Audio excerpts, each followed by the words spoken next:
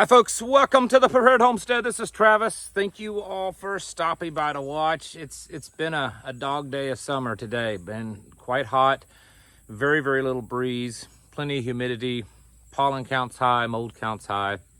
Just one of those good days to just detox with sweat, I'm telling you. Of course, I'm down here where it's shady next to the creek, which in some ways makes it feel better, but now I got to deal with the mosquitoes and the horse flies because this is their time of the year also. Speaking of mosquitoes, that mosquito-borne illness that I spoke of the other day in Massachusetts that has caused them to have some sort of lockdowns, curfew. It's not mandatory, it's a voluntary curfew in certain areas in Massachusetts from now to October in the evenings because of this disease, this triple E. It's Eastern equine encephalitis, and there's been another death, this time in New Hampshire, so it's spread to another state. Will we see another state have some type of curfew, lockdowns, regulations? I don't know, but there's a lot of people wondering, like, why all of a sudden there's all these tick and mosquito illnesses that have just, in the last few years, especially considering things like the Bill Gates Foundation group or whatever that's been releasing millions and millions of genetically modified mosquitoes. I'm sure there's no connection whatsoever. I want to dispel that because he is a great humanitarian and would never, ever do anything so nefarious, right? But unfortunately, there has been another passing. And so just kind of add that to the possibility of more, epidemic, pandemic type stuff. And there's more of it. The monkeypox that's really spreading through Africa for the most part. They're saying that the disease itself is rapidly changing and mutating, if you believe that sort of thing. And they're saying it makes sense if that's the case, because they said that there's so little studying done, there's so little of, isolation to keep it kind of confined because it's in the Congo and places like that. And so it's spreading rapidly. I think I just swallowed a bug. It's spreading rapidly and it's mutating a lot. And they have thousands and thousands of cases, and there's more and more cases popping up in other countries. So there's that. The H5N1 is being talked about more, and there's concern because the farms that have had it, or the farms that are susceptible and stuff, the farm workers are only expected to wear latex gloves, or like surgical type gloves. That's the only PPE, and they're worried that it's going to spread faster amongst farm workers, potentially mutate, because there's not enough controls being done at these cattle and dairy ranches. So there's that. Probably, and surprisingly, one of the bigger things when it comes to just pandemic kind of stuff is COVID-19. Now, I'm not worried myself, but it's the perception of danger that can cause the greatest catastrophes and the greatest problems. So they're saying now that we are, as a nation, having 1.2 million cases a day. 1.2 million cases. They're saying 1 out of 41 people now in the United States have COVID-19 currently. And that it's rapidly spreading far faster than it ever has since the beginning of COVID-19. And now, on the other hand, I'm not seeing a whole lot of reports of the severity of these infections, okay? Which is very important, but a lot of times the important stuff doesn't matter, right? So if they can spin enough fear that there's so many people that's getting this, I don't know, could there be some kind of lockdown before the election due to this, and maybe all the other, maybe they say, well, based on all this trifecta whatever of various diseases, it just makes things worse, so it's better to just stay home. I mean, I don't think it's out of the realm of possibility to see that happen. The best thing that I can advise someone when it comes to just getting this kind of stuff, the monkeypox is obviously, I don't really have to mention that one. The other stuff, it's just use common sense. And the best thing is just increase your overall health. You know, the stronger you are, the healthier you are, the better your immune system is, the less that you're eating contaminated, garbage, non-food items, which is what so much of the American diet is. Probably about 90% of the food in grocery stores isn't even real food, and it didn't exist 100 years ago. Stop eating this stuff. Seed oils, high fructose corn syrups, you know, all of that kind of garbage, and eat a natural, healthy diet. That alone, right there, will increase your health, just that alone. And then there's also supplements and things you can do to increase your immunity. But I think we all understand that this is a strong possibility that we could see a resurgence of this.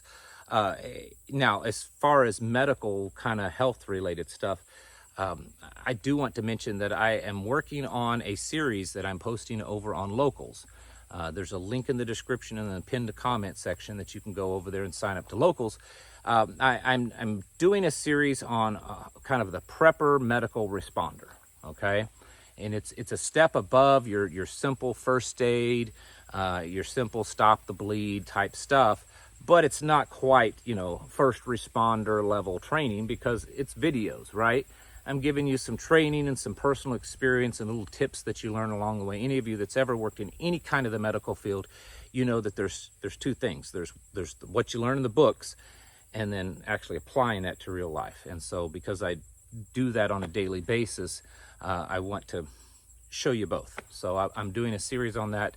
I just recorded 2 videos today on patient assessment, which is a big thing, so you can go over and watch that. Also in the news, Donald Trump has been re-indicted on January 6th stuff. So a grand jury in Washington, D.C. came back and said, no, he needs to be indicted on this, and we're charging him. And so there's that. There's still other charges for other things. I'm not saying that I necessarily believe that this will stick, but there's still the possibility that that Trump could, you know, receive a jail sentence. And that will be an interesting thing. I'm not saying that I 100% believe it, although there are a lot of people, both on the left and the right, that's been saying that for a while, that they firmly believe that before the election, probably next month, the plan is to arrest Donald Trump and put him in jail. So it'll be interesting to see how that plays out, what happens. Definitely, I would be wary of that one, be watching that one, and be prepared, because that could cause some civil unrest. Whether you agree with it or like it or not, it doesn't matter. It could cause civil unrest. I believe that's part of their motivation, is they're hoping that happens. So they're still pushing that agenda.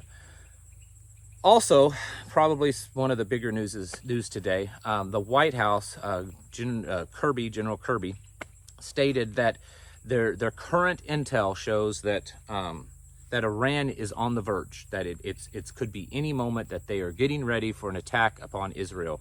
And I know we've been hearing that for weeks now. But with the recent stuff that's happened in the last several days between Israel and Lebanon, the increase of attack, increase of conflict there, Lebanon did say that the next waves of attack would not just be them, but it would be joint efforts with other nations. It could be Iran. So the United States is saying that they believe that Iran is on the verge of now, again, I know they've said that before. They've moved carrier groups close to Iran. Today it was reported that one of the spy drones was flying very, very close to Iranian territory. I'm sure keeping tabs on what's going on. So that is a strong possibility. Here's the thing: what can we expect? And I've thought this through in my head for a while. Let's say Iran and Yemen and Lebanon all gang up and just go full on against Israel, and maybe it's a pretty harsh strike. Maybe they do a lot of damage. What's the immediate things that could happen to us? Honestly, I'm not so sure that there's going to be an immediate knee-jerk reaction, panic reaction here in the United States. I don't see that. I mean, there could be in areas where there's prone to be a lot of Jewish or Israelis. You might see something, or Palestinians. You might see some reactions there.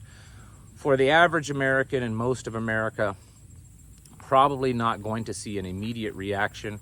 but still it's possible. And know that if this happens, it's pretty much drawn the United States even more heavily, because we already are, but more heavily involved in a Middle Eastern conflict that could quickly expand into a much larger scale war. And so, you know, you're going to watch probably oil prices go up. That's probably the first thing. They've already been going up.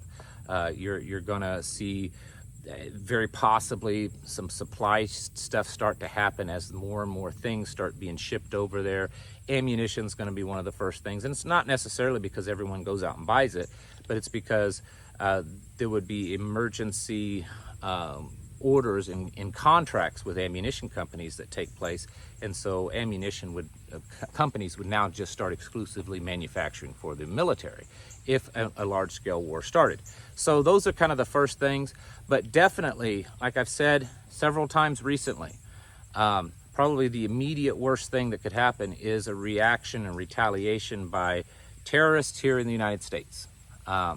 And there's definitely some that exist. There's already increased violence. We're seeing, whether they be Muslim or people from South America, China, different places like that. We're seeing incursions on the military bases. We're seeing just general violence. It was a video I just saw of Aurora, Colorado. And I know that's a fairly liberal place. I've been through there a few times, but still, it's Aurora, Colorado. And the videos, the people talking through the cursing that they're doing, is saying that the Venezuelans are taking it over.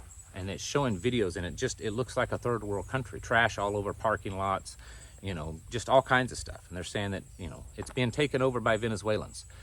This is happening in various places across the United States. And the more conflict there is overseas, the greater chance of some of those that either already radicalized or working on being radicalized could react and do something. And then, of course, there's always the possibility that the CIA-controlled ISIS could do something. So those are probably the immediate things that we have to worry about if this happens. All this other stuff that I've talked about is also very important, and we also need to pay attention to it, because the diseases, whether they're fake or real, are increasing, and they're at some point they're probably going to start kind of cracking down. There was another article today, a Chinese hacking company team, whatever, has hacked into some of the United States internet service providers, causing disruptions. So there's that kind of stuff happening. You know, cyber attack stuff, pandemic stuff, you know, supply chains, oil, financial, Middle Eastern stuff, you know, civil war with the election. It's a great old time. It's not a time to be worried, though. I know you say, well, good gracious, all the stuff you just mentioned, you're telling me not to worry about it. We shouldn't worry about it, because that's the whole point of being prepared, of being as self-sufficient as possible, is so that we don't see these things and panic. We're not, you know, that caught in the headlights like a deer. We see them, and in our head, our training, the stuff that we've done, it kicks in, and we're like, okay, this is what I need to start doing. I need to start doing this, this, and this. I need to get prepared. I need to kind of change my schedule and my habits a little bit, alter things, so that as things progress, I am more and more ready. That's what we all need to be doing. Not seeing all of this stuff as just sheer bad stuff, and that depresses us and slows us down and causes us to kind of give up. Don't do that, regardless of the situation that you're in. You cannot give up. You keep pressing forward, and you keep doing everything that you can to become more and more prepared, more alert, more ready for what's happening. And the more you do that, the greater your chance of not just surviving, but actually thriving through this. So keep doing that. Keep getting your houses in order and preparing yourselves mentally, physically, and spiritually. Thanks for watching, and I'll catch you in the next video.